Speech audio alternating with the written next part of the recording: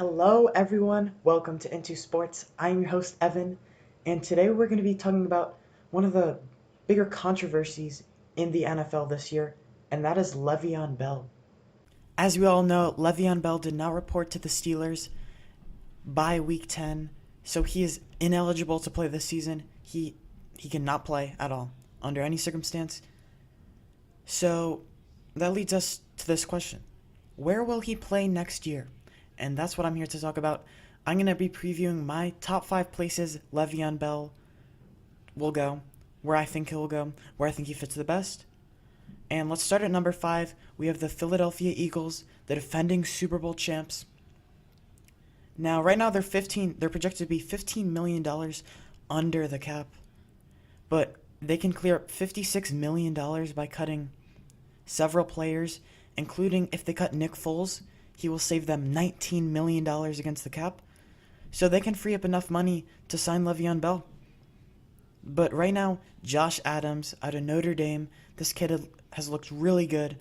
He's only had 27 carries, but 5.7 yards per carry is what he has averaged so far this year. Now, it is a small sample size, but in his 3 years of college, he did average 7.2 yards per carry. He's 6'2", 225, and he's the only reason I can see why they wouldn't sign Le'Veon Bell. I mean, they can clear up the cap, and they've struggled running the ball this year. Last year they did it excellent, but Jay Ajayi is going to be an unrestricted free agent next year. Darren Sproles is probably going to retire. Wendell Smallwood, Corey Clement, they have not looked good. But if Josh Adams can be a workhorse running back for them, then I don't think they need to pursue Le'Veon Bell. But if he's not that, if he's not a fantabulous running back that can boost their Super Bowl odds, which I think he could be that, then I think they should get Le'Veon Bell. Now let's move to number 4. I have the Indianapolis Colts, the cap space. They have $124 million projected available cap for 2019 offseason. Their current running back depth chart looks like Marlon Mack, Nyheim Hines, Jordan Wilkins.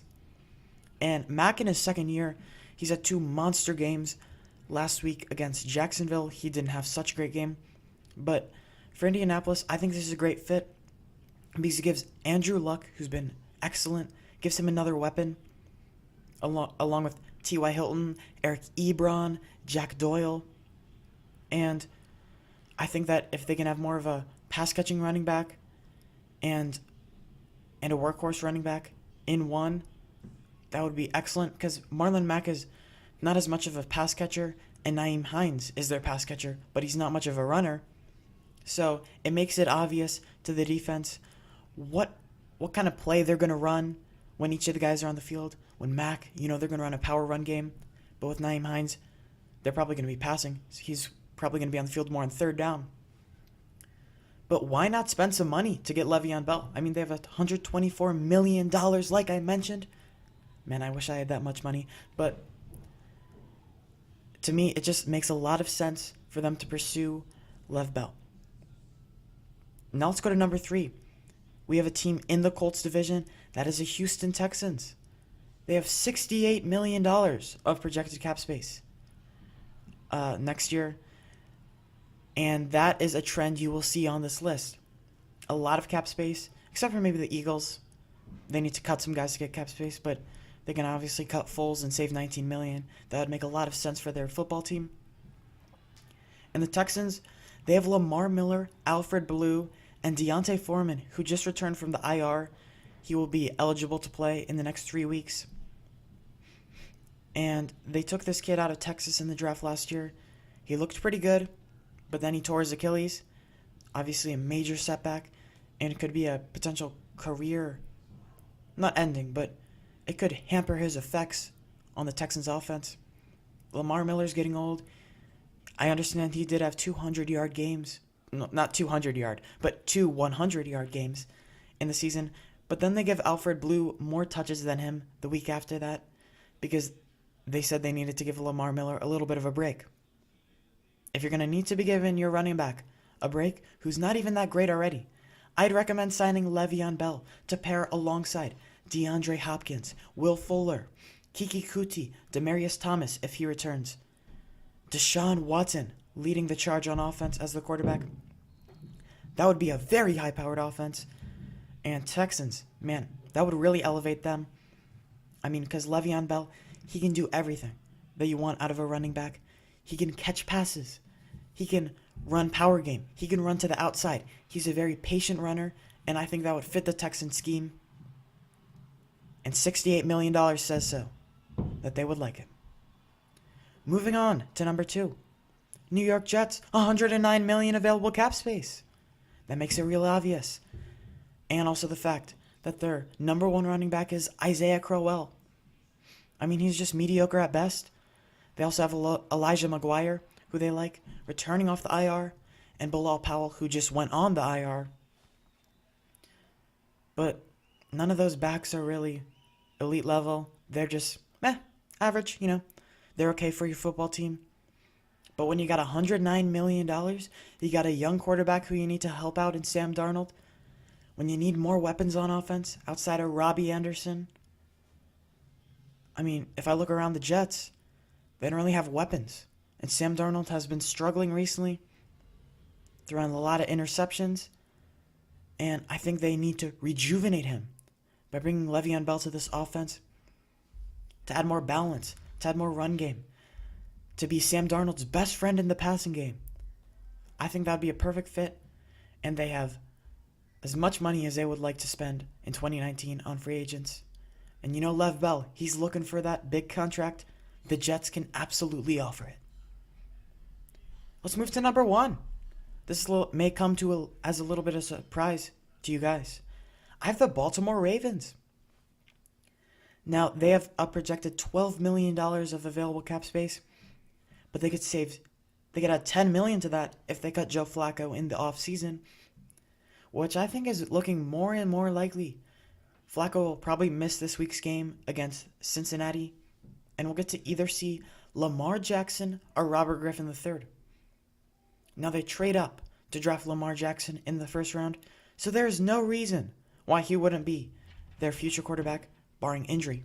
But if you're going to pay up, if you're going to spend that high draft capital on a quarterback, you're going to use him. So I think they will cut Flacco. And, I mean, come on, give Lamar Jackson a little bit of help outside of Alex Collins, Buck Allen, Gus Edwards, Ty Montgomery, Kenneth Dixon returning off the IR. None of those guys stand out to me. I mean, they've all been pretty good, mediocre, just like I talked about with the Jets. I mean, they're okay for a football team, but they're not a huge difference maker on offense, and Le'Veon Bell is just that. So they could have the cap space to sign him. They're not really running the ball that effectively. Their running backs are, so-so, mediocre. And man, Le'Veon Bell, I'm sure he'd love to get revenge to the Pittsburgh Steelers, playing them twice a year on their rival team, the Baltimore Ravens. I mean, that's exactly what he's looking for. He's looking for money. He's looking for a place where he can run the football. He's looking for a place where he can be long-term, and he's looking for some revenge. I mean, wouldn't that be a great fit for Baltimore? You have John Brown, Michael Crabtree, Willie Snead on the outside, but to add an elite difference maker at the running back position, to add a top 5 running back, guaranteed when he's playing, in my opinion, the best running back in football to your ball club, I'd say why not? I'd say to do it immediately. And those are my top 5 teams that I think should sign Le'Veon Bell. Now, before we end the show, I think I might say some honorable mentions. We have the Oakland Raiders, who are going to have a ton of cap space. But to me, it doesn't make sense this year because they're starting a rebuild. Gruden still has 9 years after this year on his contract. So they're in no hurry to sign a star, to chase playoff wins, to go for a Super Bowl run. So I think it's 1 or 2 years too early for them to sign Le'Veon Bell. But I think that would be a good fit. But like I said, a little too early.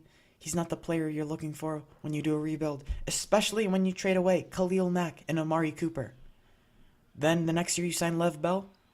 Doesn't make a whole lot of sense to me. But another team I think could threaten would be the 49ers, but because they're going to have plenty of cap room. But they just signed Jerick McKinnon to 4-year, $30 million contract with $18 million guaranteed. I don't see why they would chase Le'Veon Bell, especially because Jerick McKinnon, they think he has a lot of promise. They pay him $30 million. You're not just going to scrap him before he even plays a snap in the regular season. And the final team I think could make a run at Le'Veon Bell would be the Green Bay Packers. But there's one thing that stops me from saying that. And that is that man, Aaron Jones. Hashtag free Aaron Jones. It has happened. He's looked like a beast. I think he's averaging north of 6 yards per carry. So he's telling me they don't need Lev Bell. But I think that'd be a great fit. Because Rodgers, he needs more weapons. He has Valdez-Scantling, who's looked good as a rookie. But Equanimeous St. Brown, also a rookie, as his third option at the wide receiver position. Too many rookies. They need to win right now. They need to win with Aaron Rodgers. Le'Veon Bell would do a great job in that. But if Aaron Jones is who we think he can be, a workhorse running back that is explosive, has the big playability, and can catch the ball out of the backfield, there's no need to sign Le'Veon Bell, in my opinion. So anyway, that is today's show. I hope you guys did enjoy where we talk about Le'Veon Bell. Very controversial topic. And I hope you guys have a great day. Thank you for listening in. And maybe subscribe to In2Sports. I'm your host, Evan, and I'm out.